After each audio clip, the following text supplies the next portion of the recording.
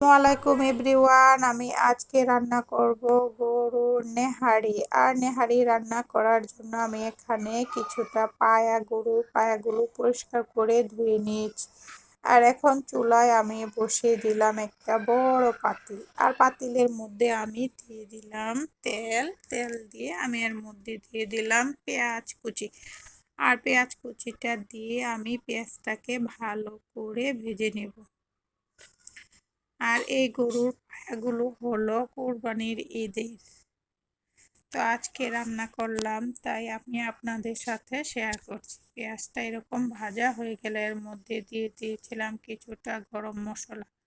আর গরম মশলা দিয়ে নাড়াচাড়া করে আমি এর মধ্যে দিয়ে দিলাম আদা আর রসুন বাটা, পরিমাণ মতো আদা রসুন বাটা, তারপরে কাঁচা জিরে বাটা দিয়ে কিছুক্ষণ নাড়াচাড়া করে নিব যেন এর এক্সট্রা গন্ধটা না থাকে।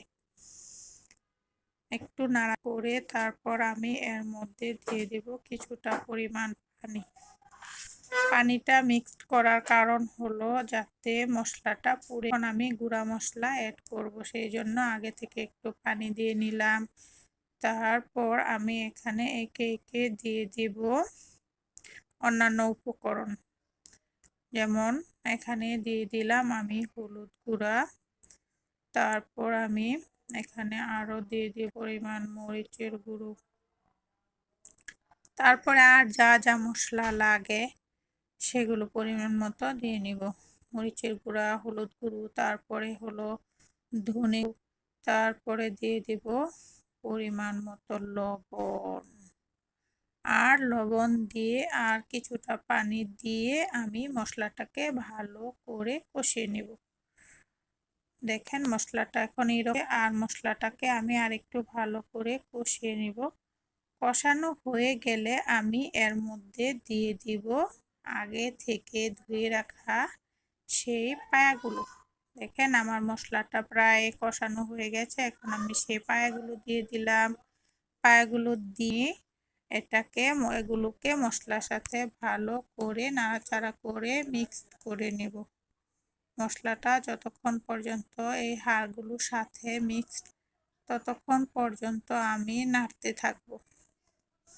ভালো করে নাড়াচাড়া করে কিছুক্ষণ কষিয়ে নেব, উল্টে পাল্টে ভালো করে কষিয়ে নেব। মশলাটা দেখেন মাংসগুলোর সাথে ভালো করে মিক্সড হয়ে গেছে। এখন আমি আর কিছুক্ষণ এটাকে জাল করার পর আমি দিয়ে দিব এর মধ্যে পরিমাণ মতো পানি। আর পানিটা দিতে হবে অনেক বেশি, কারণ হাড়গুলো থেকে মাংসটা আলাদা হয়ে যেতে হবে, সেই জন্য সিদ্ধ হতে লাগবে আর সময়ও লাগবে। আমি এই পাতিলটা প্রায় ভর্তি করে পানি দিয়েছিলাম। এই যে পানি দিয়ে আবার একটু নাড়াচাড়া করে আমি চুলার আঁচ হাই হিটে দিয়ে তারপরে রান্না করে নেব। দিয়ে যখন নেহারিটার বলক চলে আসবে তখন আমি একটা ঢাকনা দিয়ে ঢেকে চুলার আঁচটা মিডিয়াম টু লো হিটে রেখে অনেক।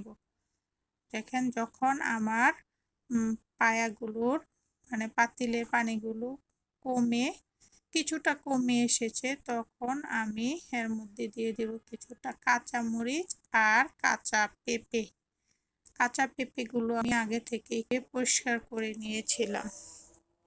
এখন দিয়ে দিব, দিয়ে আবারও ঢাকনা দিয়ে ঢেকে জাল করে নিব যতক্ষণ না পর্যন্ত সিদ্ধ হয়। এখানে আমার নেহারিটা প্রায় এরকম হয়ে গেছে, প্রায় শেষের দিকে হয়ে এসেছে। মাংসগুলো আলাদা হয়ে গেছে, হাড়গুলো খুলে গেছে, একদম যুগি হয়ে গেছে। এখন আমি এর মধ্যে দিয়ে দিব কিছুটা ভাজা জিরের গুঁড়ো। আর জিরে গুঁড়ো দিয়ে আবার একটু ঢাকনা দিয়ে ঢেকে রেখে দেব। তারপর আমি গরম করব।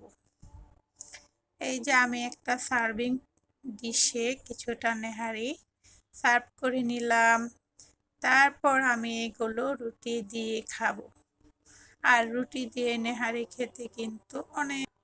আমার রান্নাটা ভালো লাগলে আপনারা লাইক ও কমেন্ট করতে ভুলবেন না। আল্লাহ হাফেজ। আর আমার পাশে থাকার জন্য সবাইকে ধন্যবাদ। দেখা হবে অন্য ভিডিওতে।